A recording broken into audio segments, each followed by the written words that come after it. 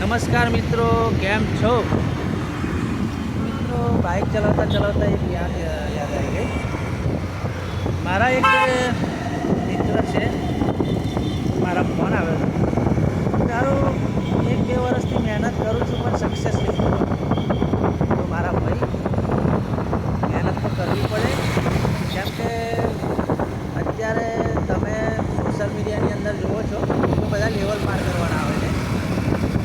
YouTube पे જો level પાર કરવાના આવે, ફેસબુકની અંદર લેવલ પાર કરવાના આવે, તો આપણા જીવનની અંદર પણ એવું જ છે કે તમે જ્યારથી તમને સમજણ આવે ને ત્યારથી તમારે બધા લેવલ પાર કરવાના છે.